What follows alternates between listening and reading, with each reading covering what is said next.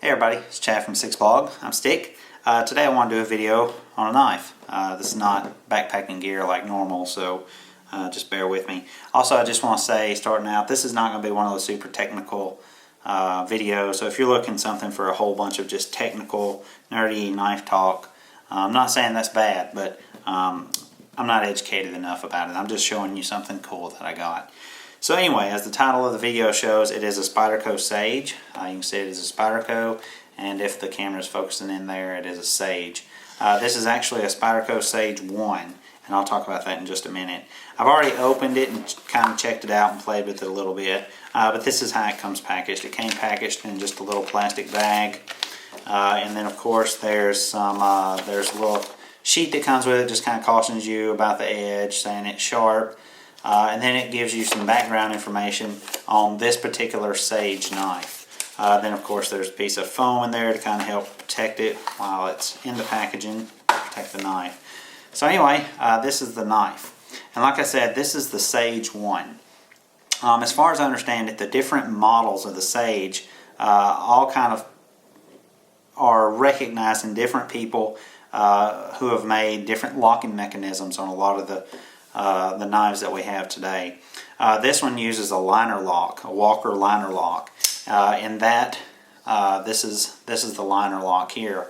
What that means basically is whenever you open the blade, part of the actual liner, the handle liner, kind of kicks over and gets up behind the blade, and that's what locks it. It's a liner lock. And then of course to release that, you just push down on the liner and then the blade will close up.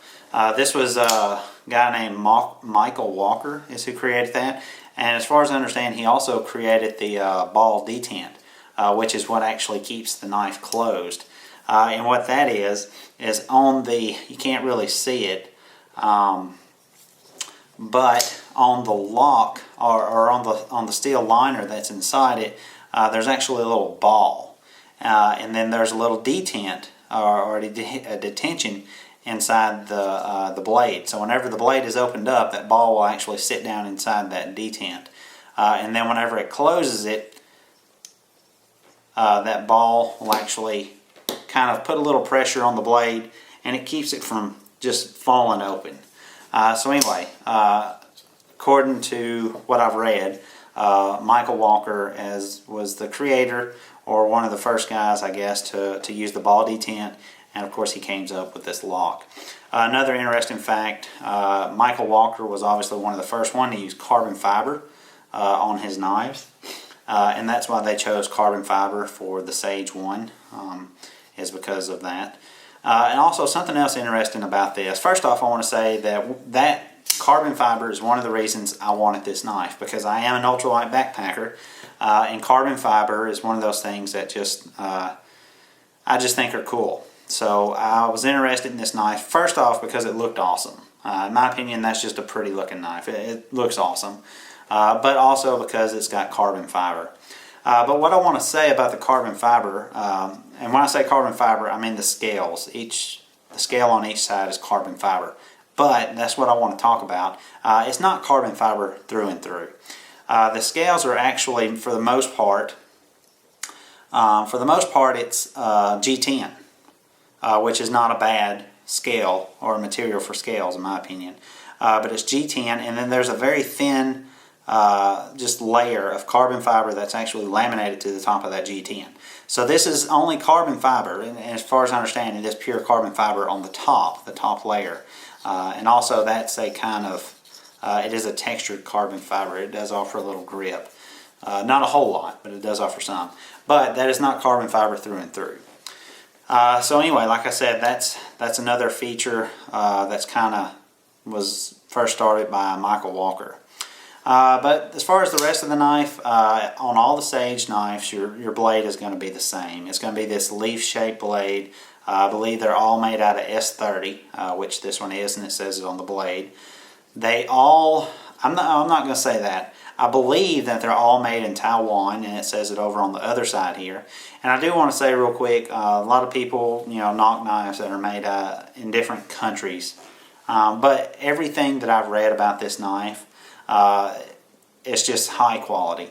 And just kind of playing with it, I've got to agree. I think it's a really nice knife. Centering on it's perfect. It's got some nice standoffs on it. You can see in there it's a flow-through knife. It doesn't have a liner or anything that's in the back. I like that. That way it doesn't trap a lot of dust or anything like that. It does have a little bit of a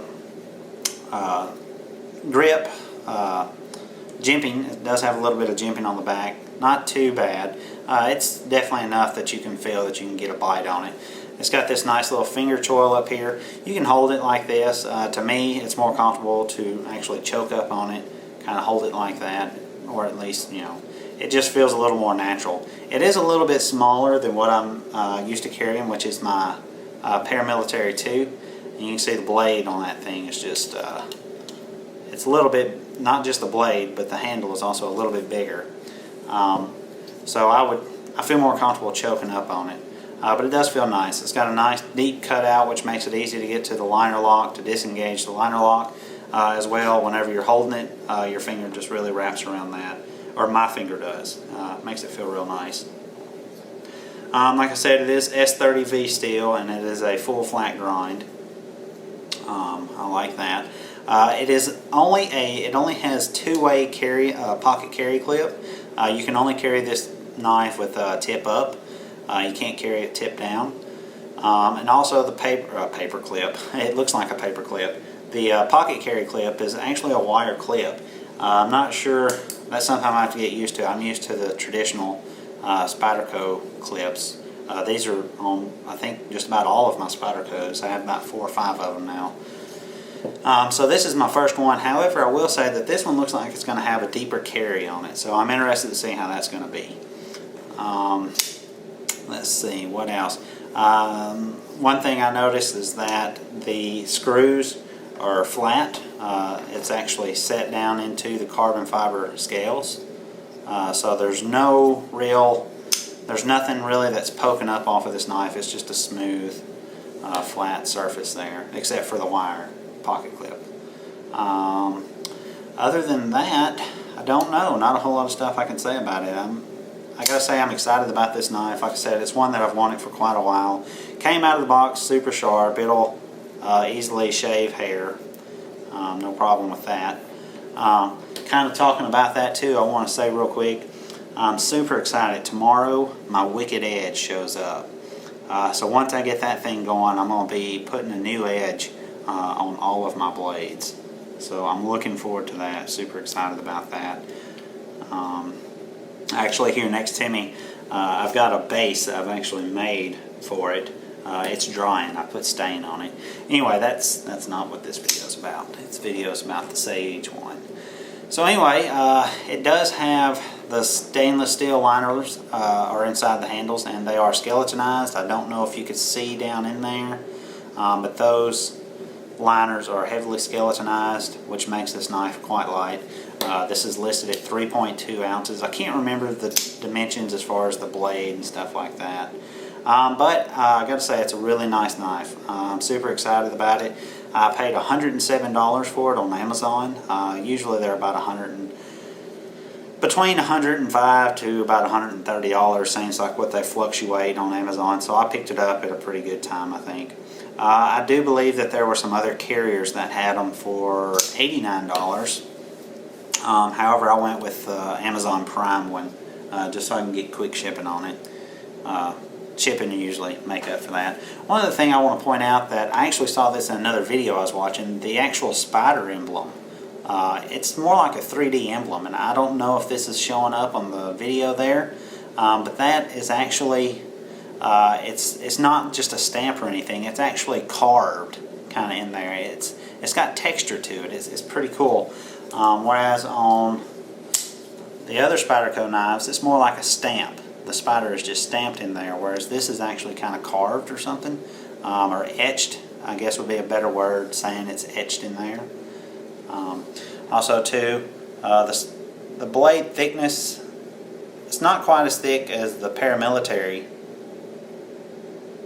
At least it doesn't look like it. It may be kind of, it may kind of give the perception that it's smaller because of the color. I'm not sure. But I don't know. I'm super excited about this knife. Definitely looking forward to carrying it. So anyway, guys, that's my video. I just wanted to show you my cool new Spyderco Sage 1. Appreciate you watching. If you have any comments or questions, just post them below, and if I can answer them, I'll do so, or if not, maybe I can point you in direction to somebody else that can. And guys, I appreciate you watching. See you next time.